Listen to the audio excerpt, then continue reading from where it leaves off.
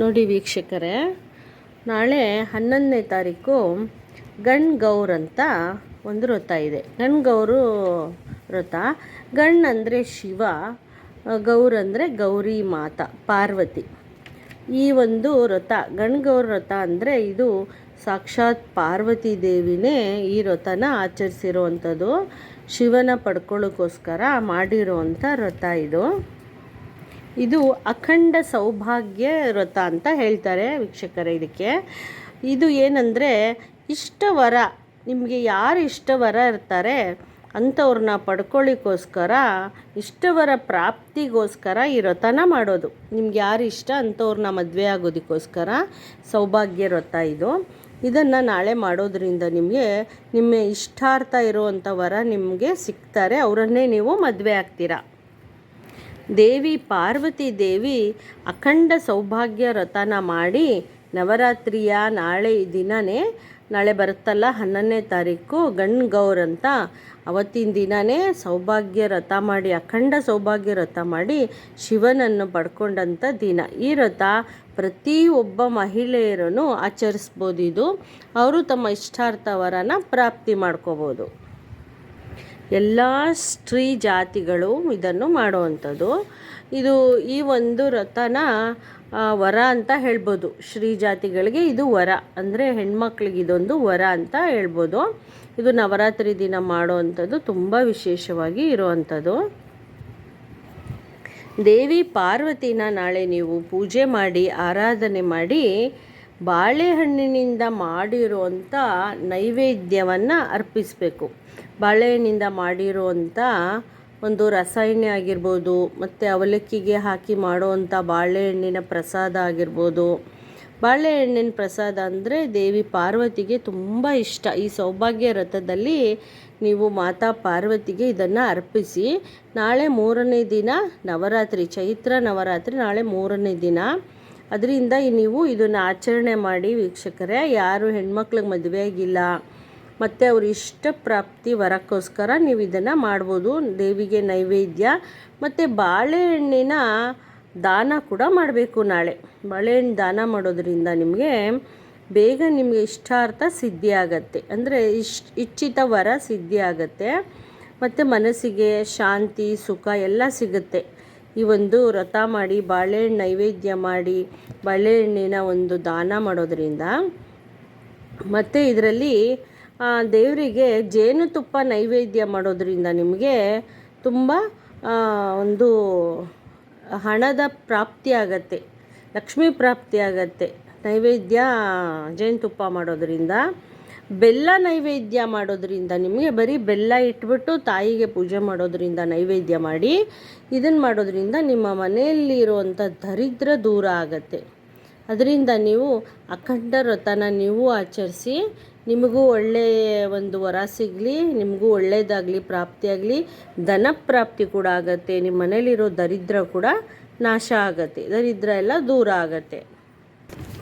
ಈ ವ್ರತಾಚರಣೆ ಮಾಡೋದು ಏನು ಮಾಡಬೇಕು ಅಂದರೆ, ನೀವು ಅರ್ಶಿಣದ ಕೊಂಬುನ ಪೂಜೆಗಿಡಬೇಕು. 21 ಅರ್ಶಿಣದ ಕೊಂಬು ಪೂಜೆಗಿಡಬೇಕು ನೀವು ತಟ್ಟೆಯಲ್ಲಿ. ಮತ್ತು ವೀಳೆದೆಲೆ ಮುಕ್ಕಾಗಿರಬಾರ್ದು, ಮುರಿದಿರಬಾರ್ದು. ಮತ್ತು ಅಡಿಕೆ ಉಂಡೆ ಬರುತ್ತಲ್ಲ, ಅಡಿಕೆ ಉಂಡೆನ ನೀವು ಉಂಡೆ ಅಡಿಕೆನೇ ಇಡಬೇಕು. ನಿಮ್ಗೆ ಎಷ್ಟು ಸಾಧ್ಯ ಆಗುತ್ತೋ ಅಷ್ಟು ತಂದಿಡ್ಬೋದು. 11, 21 ಹಾಗೆ ಎಷ್ಟಾದರೂ ನೀವು ದೇವಿಗೆ ಅರ್ಪಣೆ ಮಾಡಬೇಕು.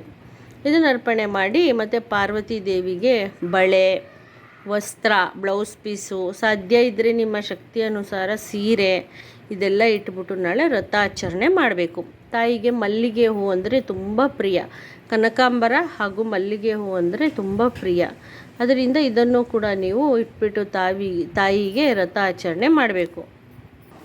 ಮತ್ತು ಬಳೆ ಬಿಚ್ಚೋಲೆ ಇಡಬೇಕು, ಬಾಗಿಣ ಇಡಬೇಕು. ತಾಯಿಗೆ ಮರದ ಬಾಗಿಣ ಇಡಬೇಕು. ಸಾಧ್ಯವಾದರೆ ನಿಮಗೆ ಮರದ ಬಾಗಿಣ ಇಡ್ಬೋದು, ಇಲ್ಲ ಅಂದರೆ ಒಂದು ಬಟ್ಟೆ ತೊಗೊಂಡು ತಾಯಿಗೆ ಮಡ್ಲಕ್ಕಿ ಕಟ್ಬೋದು. ಬಾಗಿಣ ಎಲ್ಲ ಅದರಲ್ಲೇ ಇಟ್ಬಿಟ್ಟು ನೀವು ಒಂದು 2 ಥರ ಹಣ್ಣು, 3 ಥರ ಹಣ್ಣು, ತೆಂಗಿನಕಾಯಿ ಮೇಯ್ನ್ ಇದರಲ್ಲಿ ನೀವು ಇಡಬೇಕಾಗಿರೋದು. ತೆಂಗಿನಕಾಯಿ ಅಂದರೆ ಪಾರ್ವತಿ ದೇವಿಗೆ ತುಂಬ ಪ್ರಿಯ. ಗೌರಿ ಮಾತಾನೇ ತೆಂಗಿನಕಾಯಿ ಅಂದರೆ ಗುರುಗ್ರಹ. ಅದರಿಂದ ಗೌರಿ ಮಾತೆಗೆ ತುಂಬ ಪ್ರಿಯ ತೆಂಗಿನಕಾಯಿ ಉಂಡೆ ತೆಂಗಿನಕಾಯಿ ಹಾಗೇ ಇಡಬೇಕು. ಉಂಡೆ ತೆಂಗಿನಕಾಯಿ ಇಟ್ಟು ಪೂಜೆ ಮಾಡಬೇಕು. ಮತ್ತು ಒಂದು ತೆಂಗಿನಕಾಯಿ ಪೂಜೆಗೆ ಒಡಿಬೇಕು. ನೀವು ಸಾಧ್ಯವಾದರೆ 3 ತೆಂಗಿನಕಾಯಿ ಇಡಿ, ಇಲ್ಲ 1 ತೆಂಗಿನಕಾಯಿ ಇಡಿ.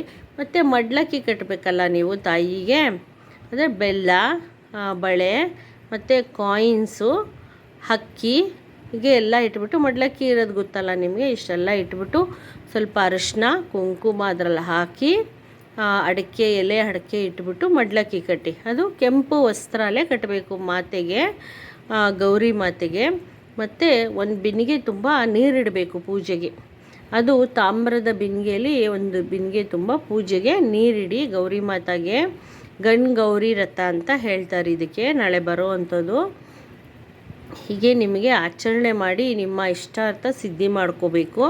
ಮತ್ತು ಒಂದು ನಿಮ್ಮ ಕೈಯಲ್ಲಿ ಎಷ್ಟು ಸಾಧ್ಯವಾಗುತ್ತೋ ಅಷ್ಟು ಜನಕ್ಕೆ, ನಿಮ್ಮ ಅಕ್ಕಪಕ್ಕದ ಮನೆಯವರಿಗೆ, ನಿಮ್ಮ ಮನೆಯಲ್ಲೇ ಇರೋರಂಥವ್ರು, ಅಂದರೆ ಕೂಡು ಕುಟುಂಬ ಇರುತ್ತಲ್ಲ ಆ ಥರ ನಿಮ್ಮ ಮನೆಯಲ್ಲೇ ಇರೋವಂಥವ್ರಿಗೆ ನೀವು ಅರಿಶಿನ ಕುಂಕುಮ ಕೊಡಿ. ಮುತ್ತೈದೆಯರಿಗೆ 3 ಜನ 5 ಜನ ನೋಡಿ, ಮುತ್ತೈದೆಯರಾದರೆ ದೊಡ್ಡವರಾದರೆ 5 ಜನಕ್ಕೆ ಕೊಡಿ. ಪುಟಾಣಿ ಮಕ್ಳಿಗೆ ಕೊಡೋದಾದರೆ ನೀವು ಸಾಕ್ಷಾತ್ ಮಹಾಲಕ್ಷ್ಮಿ ರೂಪ ಅವರು, ಮಾತಾ ರೂಪ ಅವರು, ದುರ್ಗಾ ಮಾತಾ ರೂಪ. ಪುಟಾಣಿ ಮಕ್ಕಳಿಗೆ ನೀವು ತ್ರಿಪುರ ಸುಂದರಿ ಥರ ನೋಡಿಬಿಟ್ಟು ನೀವು ಅವರಿಗೆ ಕಾಲನ್ನೆಲ್ಲ ತೊಳೆದು, ಅಂದರೆ 5 ವರ್ಷ ಒಳಗಿರೋ ಮಕ್ಳಿಗೆ ಕೊಡಬೇಕು ನೀವು. ಅಂದರೆ 3 ಜನ ಮಕ್ಳಿಗೆ ಕೊಟ್ಟರೆ ಸಾಕು. ಆ ಮಕ್ಕಳಿಗೆ ಏನು ಇಷ್ಟ ಅಂದರೆ ಬಳೆ, ಸ್ಟಿಕ್ಕರು ಮತ್ತು ಟೆಡ್ಡಿ ಬೀರ್ ಗೊಂಬೆನ ನೀವು ಕೊಟ್ರಿ ಅಂದರೆ ನಿಮಗೆ ತುಂಬ ಇಚ್ಛಿತ ಫಲ ಸಿಗುತ್ತೆ. 3 ಟೆಡ್ಡಿ ಬೀರ್ ತೊಗೊಂಡು ಬನ್ನಿ, 3 ಜನ ಮಕ್ಳಿಗೆ ಕೊಡಿ. ಮತ್ತು ಆ ಮಕ್ಕಳಿಗೆ ಹೊಟ್ಟೆ ತುಂಬ ನೀವು ಸಿಹಿ ಊಟನ ಹಾಕಿ ಅವರಿಗೆ ಊಟ ಮಾಡಿಸಿ, ಕಾಲು ತೊಳೆದು ಪೂಜೆ ಮಾಡಿ ಅವ್ರ ಮಡಲು ತುಂಬಿ ಕಳಿಸ್ಬೇಕು. ನೀವು ಹೂವೆಲ್ಲ ಮುಡಿಸಿ ಅವ್ರ ಮಡಲನ್ನು ತುಂಬಿ ನೀವು ಕಳಿಸಿ. ನಾಳೆ ವ್ರತ ಎಲ್ಲ ನೀವು ನೀಟಾಗಿ ಮುಗಿಸ್ಕೋಬೇಕು. ಅವ್ರು ಹೋದ್ಮೇಲೆ ಮತ್ತೆ ನೀವು ಅವರನ್ನು ಒಳಗೆ ಕರೆದು ಮತ್ತೆ ಕುಂಕುಮ ಕೊಟ್ಟು ಕಳಿಸ್ಬೇಕು. ನೀವು ಎಲ್ಲ ಕೊಟ್ಟು ಆಚೆ ಕಳಿಸಿ ಮತ್ತೆ ಒಳಗಡೆ ಕರಿಬೇಕು. ನೀವು ಅವ್ರು ಹೋಗ್ಬೇಕಾದ್ರೆ ಒಳಗಡೆ ಕರೆದು ಮತ್ತೆ ನೀವು ಅವ್ರಿಗೆ ಕುಂಕುಮ ಕೊಡಿ ಸಾಕು. ಕುಂಕುಮ ಕೊಟ್ಬಿಟ್ಟು ಅವ್ರ ಆಶೀರ್ವಾದನ ನೀವು ತೊಗೊಂಡು ಕಳಿಸ್ಬೇಕು 3 ಜನ ಮಕ್ಕಳ ಕೈಲಿ. ಮಕ್ಳಿಗೆ ಮಾಡೋದಾದರೆ, ಇಲ್ಲ ದೊಡ್ಡವರು ಕೊಡೋದಾದರೆ 5 ಜನಕ್ಕೆ ಎಲೆ ಅಡಿಕೆ ಬಾಳೆಹಣ್ಣೆಲ್ಲ ಕೊಟ್ಬಿಟ್ಟು ನೀವು ಕಳಿಸ್ಬೋದು. ಅಂದರೆ ಬಾಳೆಹಣ್ಣನ್ನು ದಾನ ಮಾಡೋದ್ರಿಂದ ನಿಮಗೆ ಒಳ್ಳೆಯದು. ಮಕ್ಳಿಗೂ ಕೊಡಿ, ದೊಡ್ಡವ್ರಿಗೂ ಕೊಡಿ ಬಾಳೆಹಣ್ಣು ದಾನ ಮಾಡೋದ್ರಿಂದ. ಮತ್ತು ಪೂಜೆ ಕಳಶ ಸ್ಥಾಪನೆ ಮಾಡಬೇಕಾದ್ರೆ ನೀವು ಕಳಶಕ್ಕೆ ನೀವು ಮಾವಿನ ಸೊಪ್ಪು, ಅದ್ರ ಕಳಶದೊಳಗಡೆ ನೀವು ಬಾದಾಮಿ, ಗೋಡಂಬಿ, ಖರ್ಜೂರ, ಕಲ್ಸಕ್ಕರೆ, ಅರಿಶಿನ, ಕುಂಕುಮ ಮತ್ತು ಪಚ್ಚ ಕರ್ಪೂರ ಹಾಗೂ ಗಂಧದ ಒಂದು ಪೌಡರ್ ಸಿಗುತ್ತೆ. ಅದನ್ನು ಕಳಶದೊಳಗಡೆ ಹಾಕಿ ನೀವು ಕಳಶ ಸ್ಥಾಪನೆ ಮಾಡ್ಕೊಳ್ಳಿ. ಅದರೊಳಗೆ ಗೋಮಯ ಹಾಕಿ ನೀವು ಕಳಶ ಸ್ಥಾಪನೆ ಮಾಡಿಕೊಂಡು ಈ ಒಂದು ವ್ರತನ ಪೂರ್ಣವಾಗಿ ಮುಗಿಸ್ರಿ. ಇದೊಂದು ಅಖಂಡ ವ್ರತ. ಇದು ಪಾರ್ವತಿ ದೇವಿ ಹೇಳಿರುವಂಥ ಅಖಂಡ ವ್ರತ. ಇದು ಅಖಂಡ ಸೌಭಾಗ್ಯ ವ್ರತ. ಇದು ಗೌರ್ ವ್ರತ ಅಂತ. ಗಣ್ ಅಂದರೆ ಶಿವ, ಗೌರ್ ಅಂದರೆ ಗೌರಿ ಮಾತಾ. ಮತ್ತೆ ಒಂದು ಸರಿ ನಾನು ತಿಳಿಸ್ಕೊಡ್ತಾ ಇದ್ದೀನಿ. ಈಗ ನಾನು ನಿಮಗೆ ವ್ರತ ಮಾಡುವಾಗ ಒಂದು ಮಂತ್ರ ಹೇಳ್ಕೊಳ್ಳೋದಕ್ಕೆ ಹೇಳ್ತೀನಿ ನೋಡಿ ವೀಕ್ಷಕರೇ. ಇದನ್ನು ಹೇಳ್ಕೊಳ್ಳಿ ನೋಡಿ. ಮಂತ್ರ ಹೀಗಿದೆ. ಇದು ಸ್ತೋತ್ರ, ಗೌರಿಯಮ್ಮನ ಸ್ತೋತ್ರ. ಇದು ಅಖಂಡ ಗೌರಿಯಮ್ಮನ ವ್ರತ ಮಾಡುವಾಗ ಇದನ್ನು ಹೇಳ್ಕೊಳ್ಳೋ ಅಂಥದ್ದು. ಓಂ ಗಣೇಶಾಯ ನಮಃ. ದೇವಿ ತ್ವದಿಯೋಚ್ಚಾರಣ ಭೂಚರೇಣು ಗೌರಿಂ ಬಾಲಸ್ಥಿತಲೀಯಂ ವಹಾಂತಿ ಯಃ ಪ್ರಾಣತ್ರಿಪಾರವೀಣಃ ಜನ್ಮಾಂತರಾರೇ ಚುಪಿರಾಜನಿಕಾರಚ್ಚರೋಲಿಕಥಾ ಗೌರಾಯೋಧ್ಯಾದಿಥರಂ ಕಿಲ ತಸ್ಯ ಪೋಸಃ ಶ್ರೀಮಂಗಳೇ ಸಕಲಮಂಗಳಜನ್ಮ ಭೂಮೇ ಶ್ರೀಮಂಗಳೇ ಸಕಲಕಲ್ಮಾಶತುಲೋ ವೇಹೇ ಶ್ರೀಮಂಗಳ ಸಕಲದಾನವಾದೋರ್ಭಾಹಂತ್ರೇ ಶ್ರೀಮಂಗಳಾಖಲಾವಿಂದಂ ಪರಿಪಾಹಿ ವಿಶ್ವಂ ವಿಶ್ವೇಶ್ವರೀ ತಮಾಸೇಶ್ವೇಶ್ವರಜ್ಜನಸ್ಯ ಕೃತಂ ತ್ವಂ ಪಲಾಯಾತ್ರಸ್ಯೇ ಪ್ರಳಯಾಸ್ಪೃಹಂತ್ರೇ ತ್ವನೇಮಾ ಕೀರ್ಥಾನಾಸಮೋ लासधस्पा पुण्य स्तोत्रस्वनिहारति पतोकाकुलवृक्षणां मातार्भवानि भवानि भवातिर्वा दुःखः सम्भवाहारणे शरण्यमिहस्तान्यान्यं ध्यानस्तयेव भवो नेषुताय वमाने यस्यो स्परे तवाशो बहः करुणाकटाक्षः ये त्वस्मरन्ते सततं सहजप्रकाशं काशीपुरस्थितिमातिह नतमोक्षलक्ष्मीं तं संस्तरेतुस्महारोरो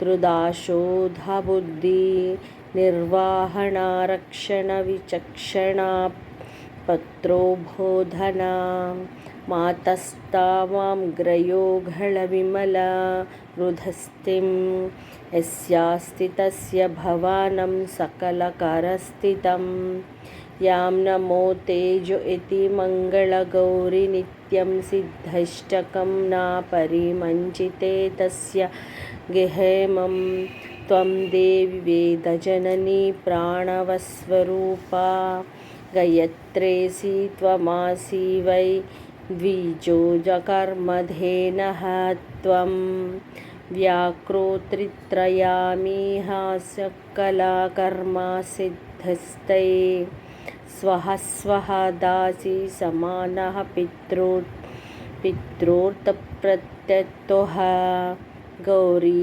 त्वमेव शशिमौलिनी वेदसि त्वं सवितस्यदि त्वामासि चक्रिणी चारुलक्ष्मीः काश्ये त्वमास्य मूलरूपेण मोक्षलक्ष्मीः त्वामे शरण्यं हिहा मङ्गला गौरी मातः तत्त्वेतीतं स्मराहारन्त्रेदा शरीरशोभं श्रीमङ्गलाष्टकमहस्तवेनने भानुः देवीं च देवो मासकृतारीतः प्राणम्येतुष्टनं भूर्भुवः सवितशिवो यः पुरतोतः इति श्रीस्कन्दपुराणे काशीखण्डे रविकृतश्रीमङ्गलगौरीस्तोत्रम् ಓಂ ಶಾಂತಿ ಶಾಂತಿ ಶಾಂತಿ. ಈ ಮಂತ್ರನ ಹೇಳ್ಕೊಳ್ಳಿ ವೀಕ್ಷಕರೇ. ಈ ಎಲ್ಲ ಪೂಜೆ ಎಲ್ಲ ಮುಗಿಸಿ ನೀವು ಈ ಮಂತ್ರ ಪಠಣೆಯನ್ನು ಮಾಡಿ, ಹಾಗೂ ಬೆಳಗ್ಗೆ ಸಂಜೆ 2 ಟೈಮಲ್ಲೂ ಮಾಡಿ ಈ ಮಂತ್ರನ. ನಿಮಗೆ ಎಲ್ಲ ಅಷ್ಟ ಐಶ್ವರ್ಯ ಸಿಗಲಿ, ನಿಮ್ಮ ಮನೇಲಿರೋ ದರಿದ್ರ ಹೋಗಲಿ, ಮತ್ತು ನಿಮ್ಮ ಮಕ್ಕಳಿಗೆಲ್ಲ ಅವರ ಇಚ್ಛಿತ ಫಲ ಅಂದರೆ ಅವ್ರು ಯಾರು ಇಷ್ಟಪಡ್ತಾರೋ ಅವ್ರ ಮದುವೆ ಆಗೋದ್ರಲ್ಲಿ ಯಾವ ತಪ್ಪು ಇಲ್ಲ. ಸಾಕ್ಷಾತ್ ಪಾರ್ವತಿ ದೇವಿನೇ ಇದನ್ನು ಮಾಡಿರೋವಂಥದ್ದು. ಅದರಿಂದ ಅವ್ರ ಇಚ್ಛಿತ ಫಲ ಅವ್ರಿಗೆ ಸಿಗಲಿ. ನೀವು ಮಾಡಿ ಮಕ್ಕಳೇ, ಯಾವ ತೊಂದರೆನೂ ಇಲ್ಲ. ಬೇಗ ನಿಮಗೆ ಮದುವೆ ಆಗುತ್ತೆ. ಮದುವೆ ವಿಳಂಬ ಆಗೋರು ಇದನ್ನು ಮಾಡ್ಬೋದು. ಗಂಡು ಮಕ್ಕಳು ಮಾಡ್ಬೋದು, ಹೆಣ್ಮಕ್ಳು ಕೂಡ ಮಾಡ್ಬೋದು ಇದನ್ನು. ಮತ್ತು ನನ್ನ ಚಾನಲ್ನ ಸಬ್ಸ್ಕ್ರೈಬ್ ಮಾಡಿ, ಲೈಕ್ ಮಾಡಿ, ಶೇರ್ ಮಾಡಿ ವೀಕ್ಷಕರೇ. ಮತ್ತು ನಿಮಗೆ ಒಳ್ಳೆ ಒಂದು ಮಂತ್ರ ಹೇಳೋದು, ಪೂಜೆ ಎಲ್ಲ ಬಗ್ಗೆ ನಾನು ತಿಳಿಸ್ಕೊಡ್ತೀನಿ ನಿಮಗೆ. ನಮಸ್ತೆ ವೀಕ್ಷಕರೇ.